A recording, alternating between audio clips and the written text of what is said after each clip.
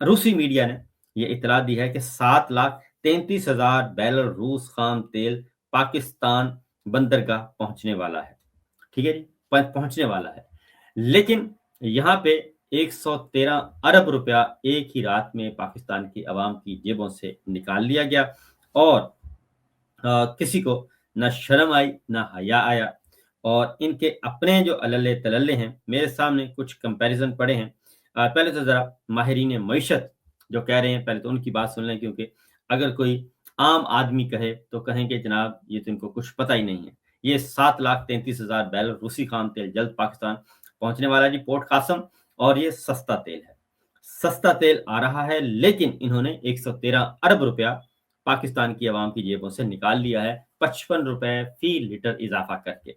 اور انہوں نے اپنی ایک گاڑی بھی بند نہیں کی. اپنا جہاز ابھی تک گراؤنڈ نہیں کیا. مریم صاحبہ نے 11 ارب روپے کا جہاز ہے، 5 کروڑ روپے اس کے 2 گورے پائلٹ ہیں. ان کی تنخواہیں، مراعات، کھانا پینا، رہائش، یہ ان کا خرچہ ہے جی. اور مہینے کا خرچہ بتا رہا ہوں، یہ سال کا خرچہ نہیں ہے، 5 کروڑ مہینے کا خرچہ. اور جہاز کی مینٹیننس پہ تو کروڑوں روپیہ الگ ہے، وہ مہینے کا خرچہ الگ ہے. اور اگر پورے سال پہ اس کو تقسیم کریں گے تو آلموسٹ 90 کروڑ روپیہ ایک سال کا خرچہ ہے جی اس جہاز کا، جو مریم صاحبہ نے کے استعمال میں ہے. اور پنجاب حکومت یعنی کہ میرے اور آپ کے پیسے سے، پنجاب کے عوام کے ٹیکسوں سے، پیسے سے وہ جہاز خریدا گیا ہے. تو فروخ سلیم صاحب ہیں، حالانکہ یہ پرو گورنمنٹ ہیں اور حکومت کو سپورٹ کرتے ہیں، لیکن وہ کہتے ہیں کہ حساب کتاب سیدھا ہے. 45 دن پہلے تیل تقریباً $60 فی بیرل کے حساب سے خریدا گیا. آج وہی تیل آپ کو تقریباً 327 روپے فی لیٹر میں فروخت کیا جا رہا ہے. یہ پہلے سے خریدے گئے تیل پر 113 ارب روپے کا انوینٹری منافع ہے. اور یہ 113 ارب کس جیب میں جا رہے ہیں؟ تو میں آپ کو بتاتا ہوں کہ کس جیب میں جا رہے ہیں. یہ موجودہ ظالمانہ رجیم جب سے آئی ہے، یہ ناجائز نظام جب سے قائم ہوا ہے، اور یہ الیکشن چوری کر کے ان کے حوالے کیا گیا ہے فارم 47. اب آتے ہیں جی، احمد نواز سخیرہ صاحب ہیں، فیڈرل سیکرٹری ہیں، ریٹائرڈ ہوئے ہیں. انہوں نے کہا کہ بحران سے منافع کمانے کا سبق ٹیکس وصولیوں میں کمی ہے. خلیجی بحران پیدا ہو گیا. ابھی تک زیادہ قیمتوں پر ایندھن کا ایک قطرہ بھی نہیں خریدا گیا، لیکن P D M, petroleum development levy, اور ایندھن کے موجودہ ذخائر کی قیمتیں بڑھا دی گئی تاکہ ٹیکس وصولی اور منافع میں اضافہ کیا جا سکے. یہ عوام کو فائدہ نہیں پہنچایا جا رہا.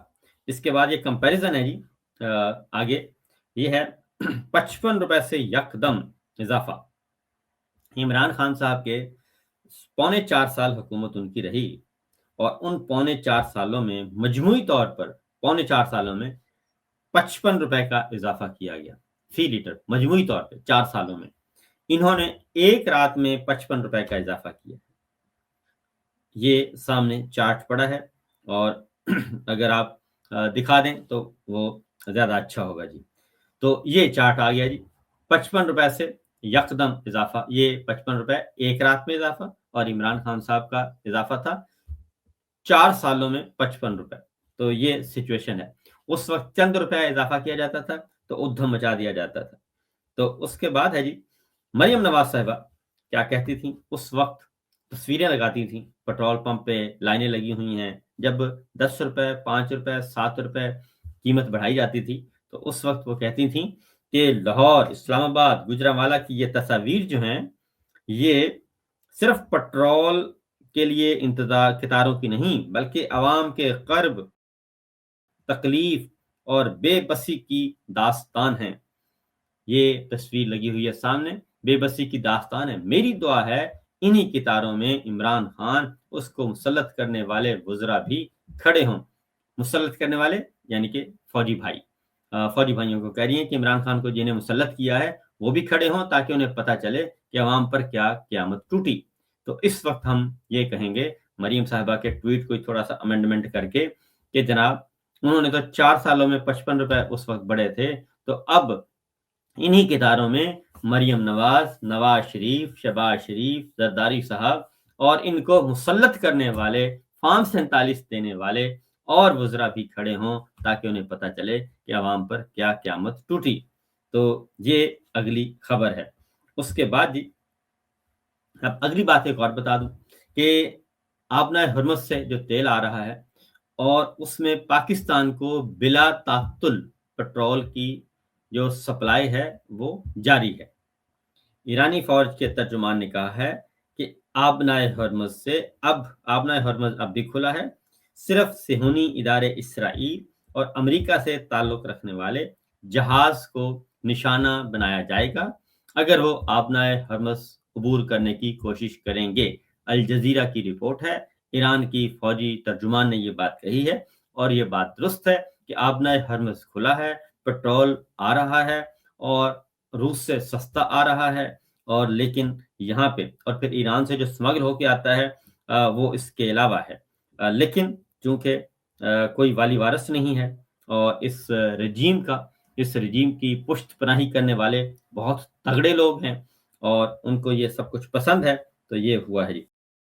ایران نے بحرین میں امریکی فوجی اڈے پر میزائل داغے اور سعودی عرب میں آج میزائل داغے گئے، دبئی یو اے ای میں میزائل داغے گئے ہیں، قطر دوحہ میں میزائل داغے گئے ہیں، یعنی کہ جہاں امریکی فوجی اڈے تھے، امریکی ایئر بیسز تھیں، وہاں پہ آج میزائل داغے گئے ہیں، اور ان ملکوں کی طرف سے بھی کہا گیا ہے کہ ہم نے بہت سارے جو میزائل ہیں ان کو ناکارہ بنا دیا ڈرون حملوں کو، اور کچھ اہداف پہ گرے اور کچھ نہیں گرے، دونوں طرف کے دعوے اپنی جگہ پہ موجود ہیں۔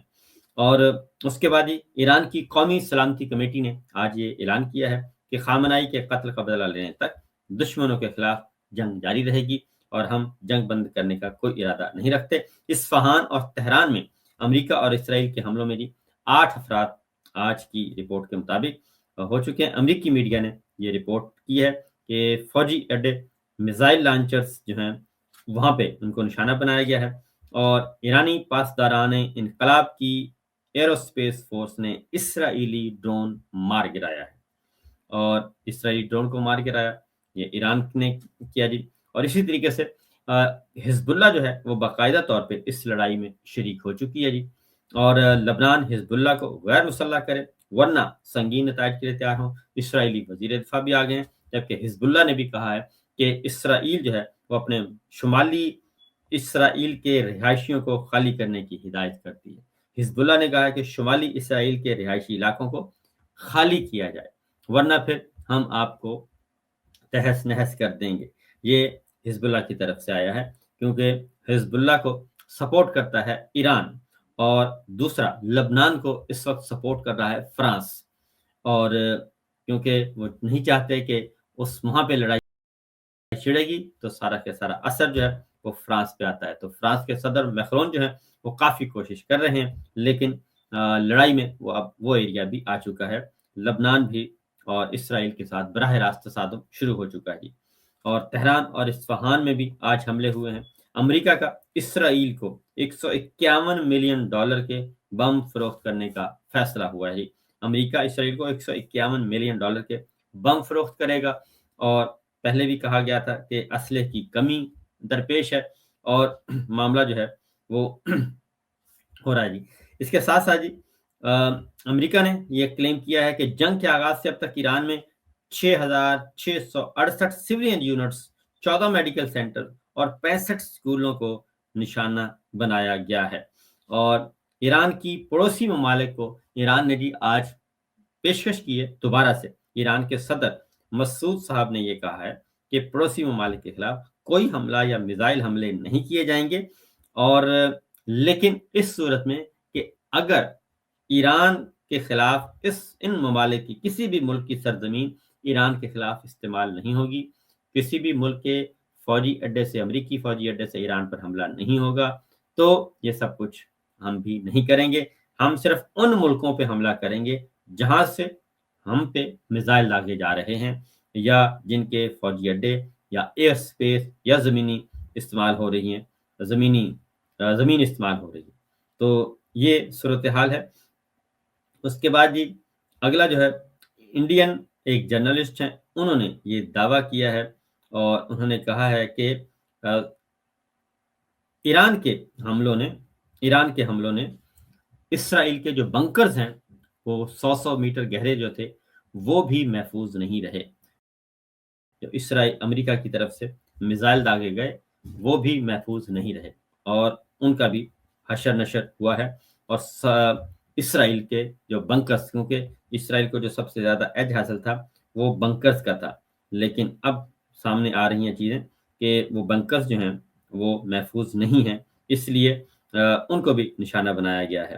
اور یہ تل ابیب میں تباہی، یہ بھارتی صحافی ہیں اور انہوں نے اس کو رپورٹ کیا ہے، اور انہوں نے کہا کہ 100 میٹر نیچے سرنگیں بھی لرز گئیں، اور بھارتی صحافی نے یہ بھی کہا کہ اسرائیل میں لاشوں اور زخمیوں کی تصویر لینے کی بھی اجازت نہیں ہے، اسپتال جانے کی اجازت نہیں ہے، تباہ عمارتوں کی تصویر ویڈیو بنانے پر بھی پابندی ہے، اور انکشاف کیا کہ اسرائیلی ٹیکنالوجی بنکر بہت اچھے سنا تھا۔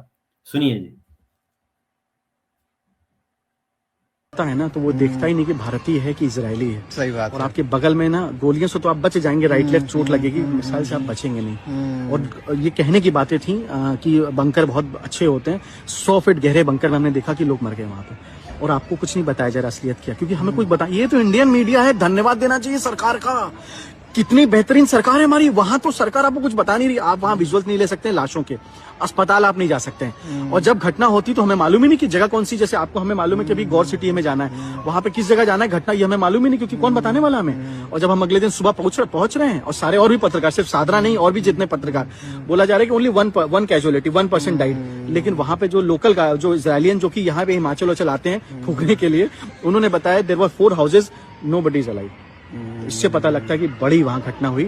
اور میں آپ کو سچ بتاؤں کہ وہاں کا ٹیکنالوجی جو کہنے کی باتیں نا، الارم بجتا تھا ہم لوگ کو، ایک دن صبح 5 بجے کی بات میں آپ کو بتاؤں کہ الارم بجا ہی نہیں، بس دھڑم دھڑم کی آوازیں آ رہی تھی، پتہ لگا کہ بنا الارم کی چیزیں آ گئی۔ تو ٹیکنالوجی فیل ہے، اور جب وہ آپ کے ڈرونز اور خاص طور سے میسائلیں دکھتی ہیں نا، تو نہیں پتا ہمارے 200 میٹر سے ہم کتنی دوری پہ ہیں۔ اور ابھی آپ کو پتہ لگا ہوگا کہ خاص طور سے مڈل ایسٹ میں سارے امریکن ایمبیسی کو انہوں نے ٹارگٹ کیا، ہو سکتا ہے کہ تل ابیب کی اس کو ٹارگٹ کیا تھا، تو ہم بھی نہیں بچتے۔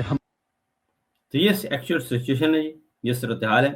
اور پاسداران انقلاب ایران نے اعلان کیا ہے کہ اگر ہمت ہے تو آبنائے ہرمز میں بحری جہاز بھیج کر دکھائیں، یہ امریکہ کو کہا ہے اور اسرائیل کو کہا ہے کہ آئیں جناب، ہم منتظر ہیں آپ کے، اگر آپ آبنائے ہرمز آنا چاہتے ہیں۔